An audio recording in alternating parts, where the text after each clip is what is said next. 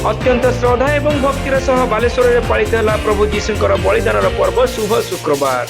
Cruise पथ शोभायात्रा जोगदेले बहु ख्रीष्टधर्मी भाई और भौणी प्रभुंकर पुनरुत्थान को समस्त अपेक्षा।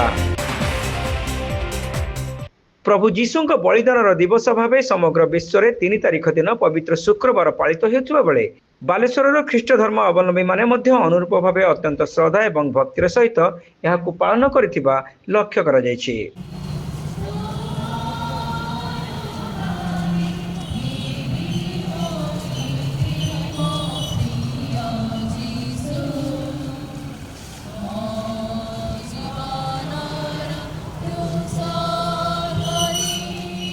बालेश्वर रोमान कैथोलिक डायोसिस मुख्य बिशप थोट मकारांकर तत्वावधान में अपराह प्राय 2:30 समय सहर श्रीकंठपुर कैथोलिक पड़ार स्टार क्लब निकटरू प्रभुंकर क्रूस यात्रा बा जातनार यात्रा आरंभ होइतिला। एही जंत्रणार यात्रा सहर परिक्रमा करने सह स्थानीय चर्च रे पहुंचीथिला। मौलवादी द्वारा प्रभु जीशु को दि जाइथिबा निर्यातनार निदर्शन स्वरूप सहर रास्तार 14 गोटी स्थान में यार प्रतिकृति स्थापित होइतिला। एही शोभायात्रा जाउथिबा बेले सेठारे अटकिबा सहित प्रभुंक उद्देश्य रे प्रार्थना मध्य करा जाइतिला।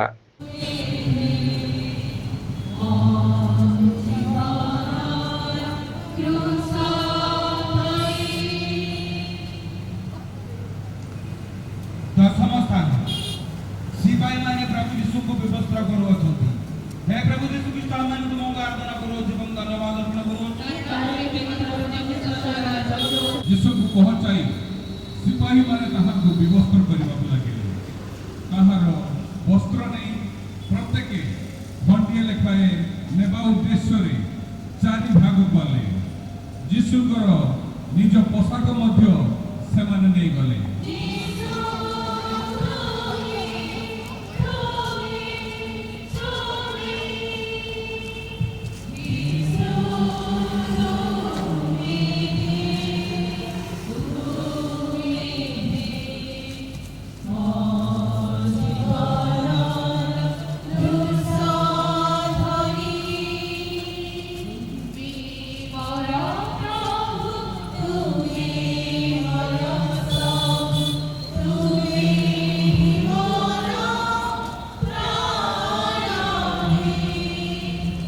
एही यात्रा चर्च रे पहुंचवा परे सेठरे एक सामूहिक प्रार्थना सभा अनुष्ठित होइतिला।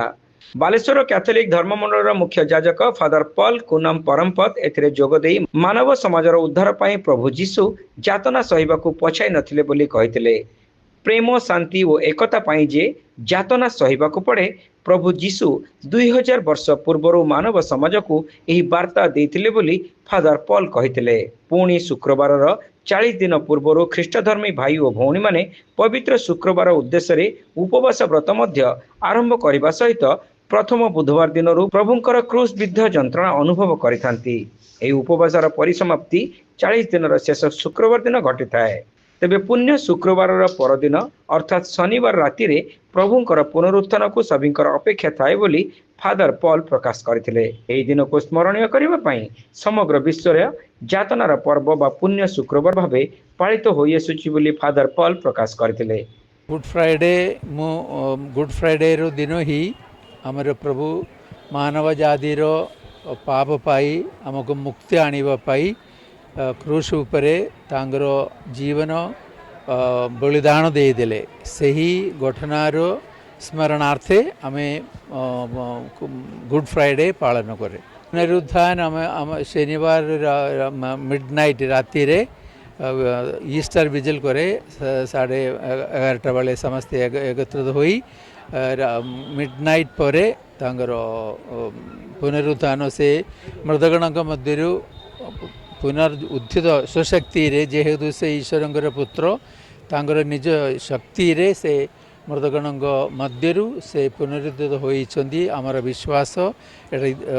से ही घटना को आमे पुनरुत्थान पर्व हिसाब रे नले ईस्टर हिसाब रे पालन करे। आज प्रार्थना उपवास दिवस पूरा दिन जेकोसी लोग किसी खाइबा पीवा करती नहीं। आज दिन आमर 40 दिन धरिकी प्रार्थना उपवास चलुची।